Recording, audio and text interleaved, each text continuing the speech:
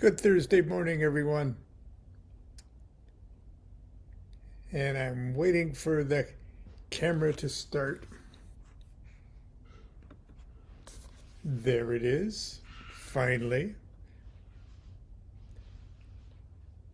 Okay, we're going to talk about the magical formula of Solomon this morning. And of course, this is some material that I've snatched from my book, Low Magic. It's all in your head. You just have no idea how big your head is. But first, a couple of weird little things. Last night, while going through my Ancestry.com, or whatever that thing is, you can keep going back and back in your family tree, and you keep finding older and older and older relatives. Well, I went back to my 10th great-grandmother and great-grandfather on my father's side. And of course, it goes, they travel through Canada for many years. We go back to the Quebec area to literally the 1600s, and then through France and all of that, and finally got back to. They say we think we found new relatives here for you, and there was these beautiful paintings, portraits of the two people, and so I said, "Wow, we've gotten back so far that we've got somebody that's got a portrait," and I posted the material yesterday just because it's a curiosity. But I don't know. I don't know. And to tell you the truth, I don't really care. I've, for years, people in the occult field sort of travel in basically in the same circles as people that try to or are fascinated by the bloodlines of their parents and their ancestors and such, which is good up to a way, because we are literally the Noah's Ark of the DNA of all of our ancestors, and there's a certain amount of mystical significance to ancestors, and our in a certain way we are our own ancestors.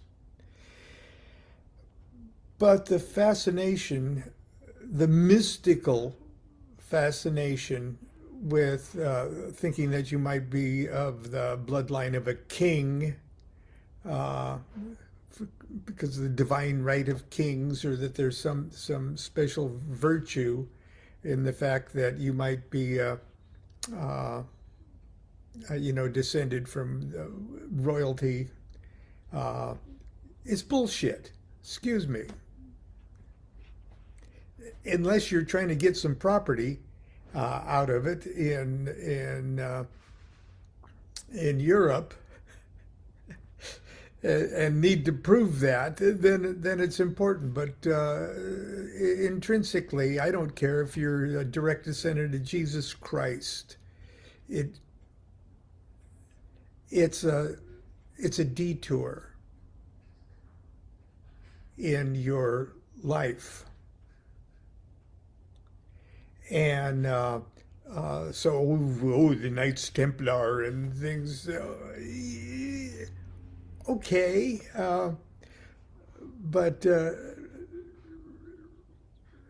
besides it being a metaphor for a million things that you could apply in a positive way in your life, what the fuck is it good for? So I didn't put that posting of my two French ancestors up there to demonstrate my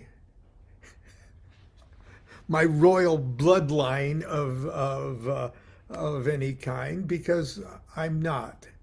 I put it up because I got that far back in my family tree that I got a portrait of each of them and a nice little story. And if you want to dig any further into those people to get me a French chateau, you're welcome to do that. I'm happy to do that. But that's about as far as my interest in that kind of stuff goes. So that's my little sermon today on the importance of royal bloodlines. Anyway, the formula of Solomon. I have a little epigram, and it comes from the Bible. 1 Kings chapter 3, verse 9. Give therefore thy servant an understanding heart to judge thy people and to discern between good and bad.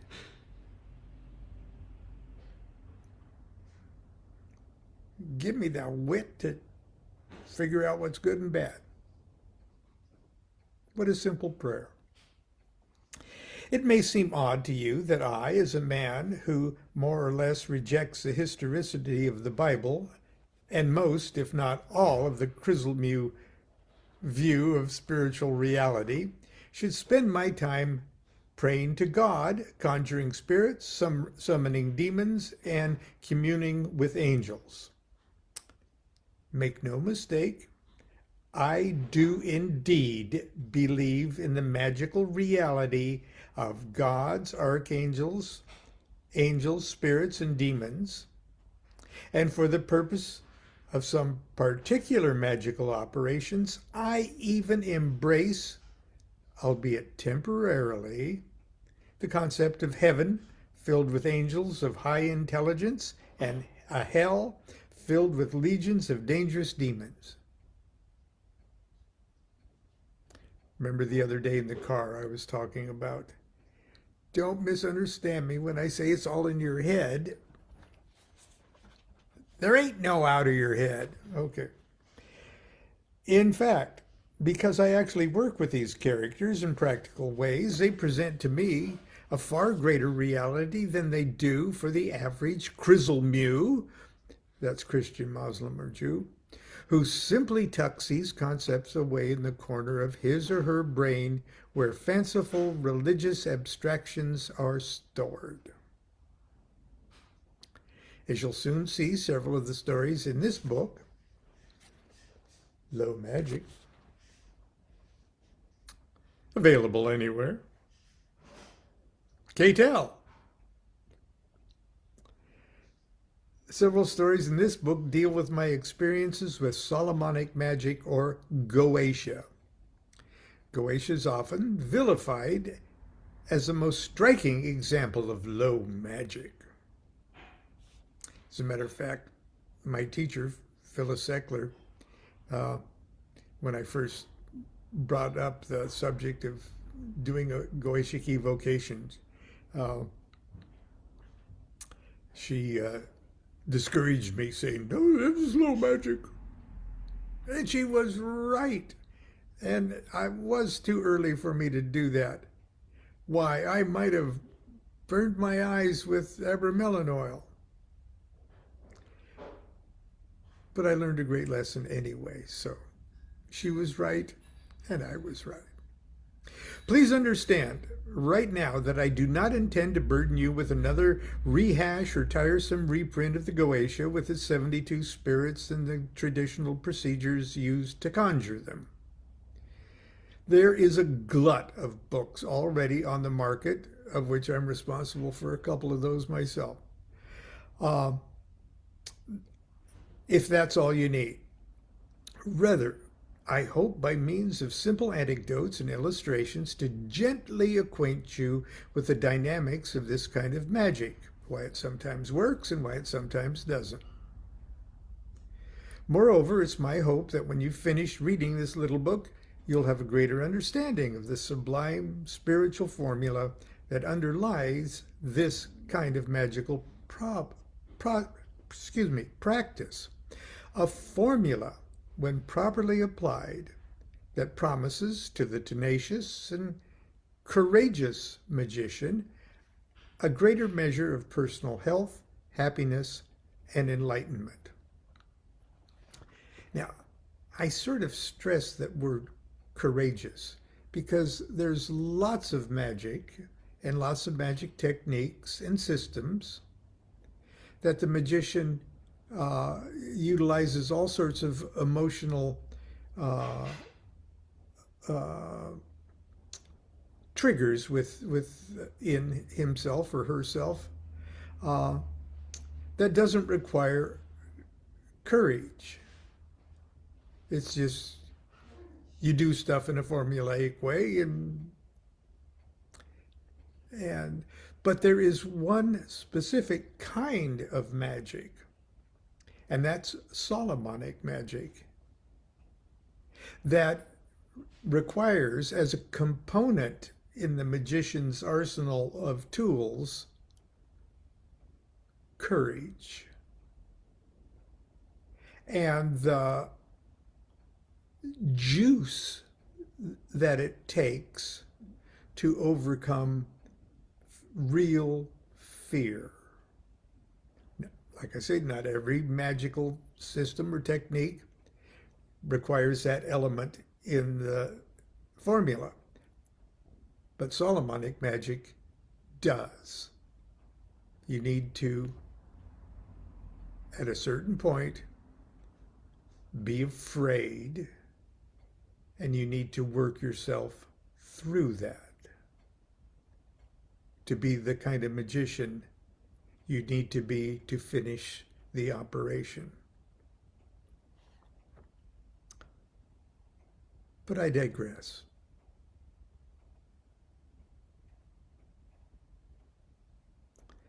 The formula of Solomonic magic is very simple and uses the character of King Solomon as the mythological archetype of the ideal magician. There are many stories and traditions about Solomon that come from sources other than the Bible. An important part of the mythology of Freemasonry revolves around the peculiar story of King Solomon and the building of his magnificent temple. And it's a story that's not found in the Bible, by the way.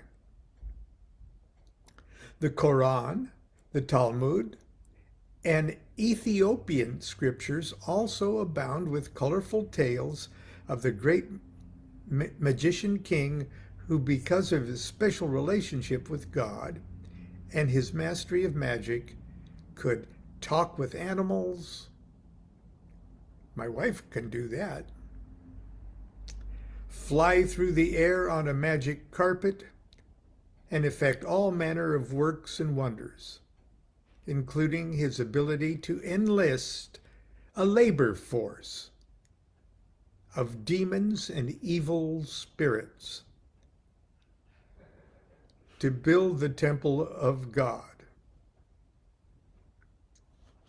The likelihood that the biblical King Solomon probably never existed in empirical history should be of no concern to modern magicians. In other words, don't feel you have to find the historic King Solomon to justify the power of your magic, okay? Because you ain't gonna find him. So you might as well start believing the myth. Like I believe in Santa Claus. I believe in Santa Claus, but I don't think I can find his birth certificate. But the spirit of Santa Claus is so real that many people go broke every December.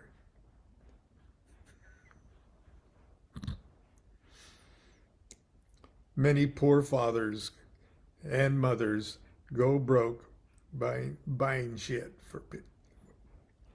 But I really digress.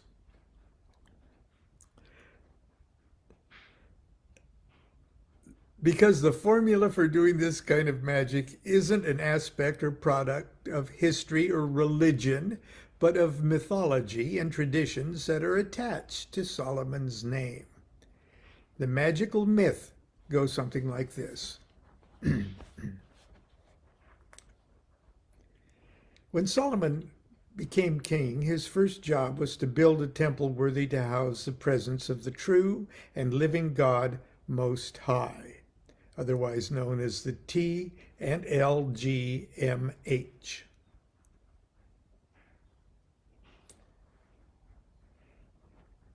Something his father, David, hadn't been able to do.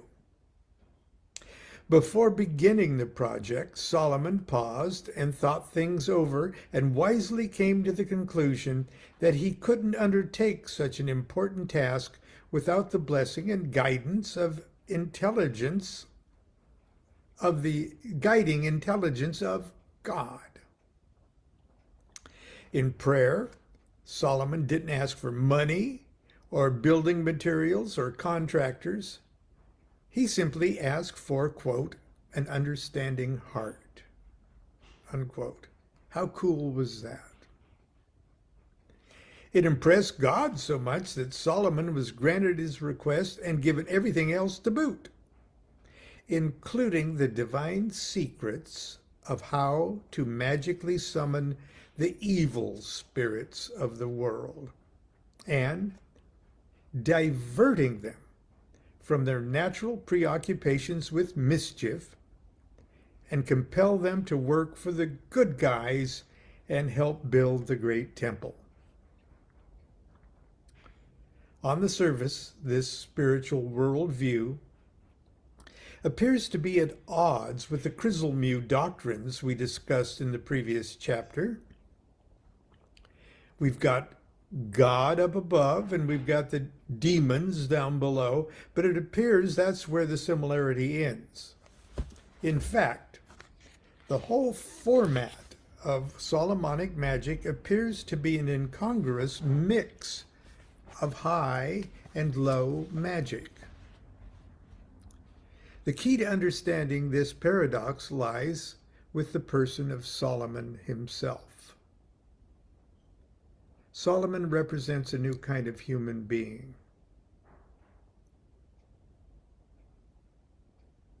A person who is broken free of the old ways of looking at God and our place in creation. A person whose consciousness has expanded beyond the prison universe of good gods and evil devils. A person who grasps the concept of a supreme consciousness so absolute that all forces and powers of creation, even those that to others appear evil and destructive, are pressed into surface of the great G goodness. I'm going to cough and take a sip of coffee out of my Babylon 2 coffee cup.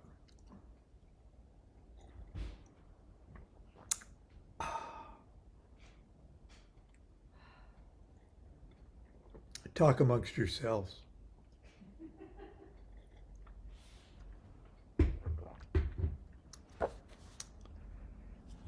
Okay.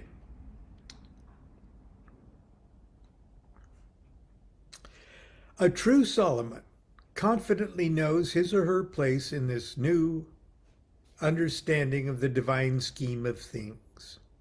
A true Solomon is a proactive, full citizen of both heaven and hell. A true Solomon is, in fact, encouraged by the great G God Almighty to conjure the devils and put them to work doing good things. Are you confused? Don't be. You've just learned a fundamental secret of magic. And if you can free yourself from the old Criselmew way of looking at things, you are well on the way to becoming a true Solomon yourself. Let me put it in less romantic terms. The nature of existence is consciousness. I'll just repeat that.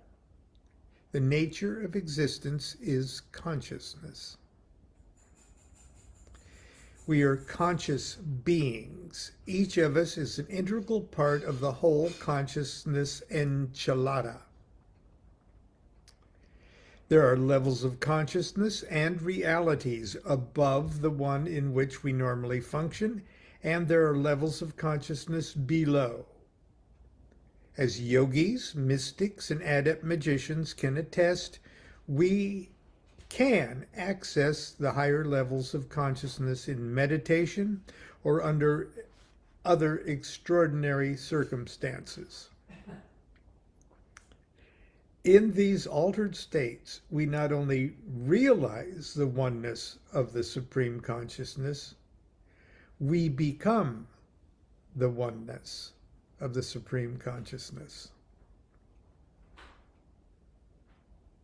Ultimately, this transcendent state is our true natural state of being, our true self. It is who we really are. It is the heaven where we dwell. When we have fulfilled our adventures, pretending we are somehow disconnected from the Supreme Consciousness. Our ascent into higher consciousness is Solomon's prayer to God. Solomon going up to be in the presence of deity. However, most of us, because we've not yet played out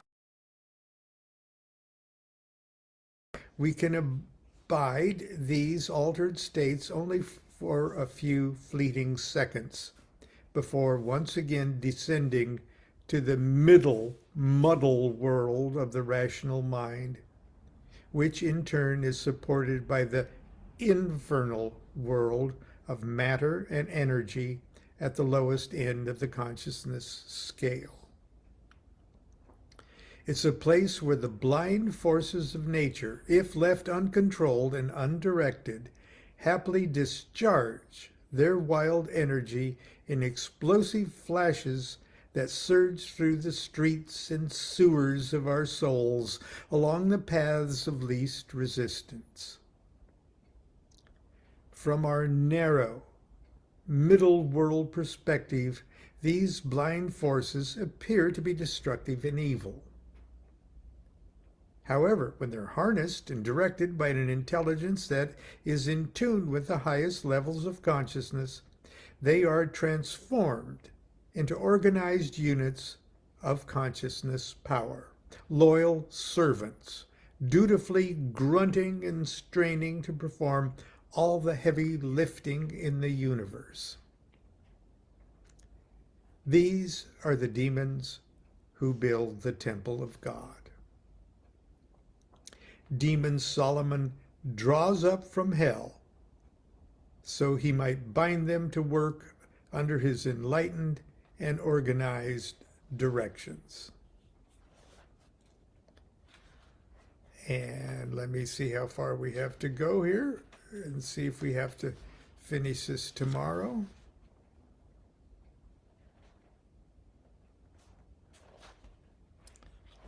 What time do we have here? Oh, we'll have to finish this tomorrow. So until tomorrow, the unroyal Babylon tells you to continue to be good to yourself and be good to each other. Do what thou wilt shall be the whole of the law. Love is the law. Love under will.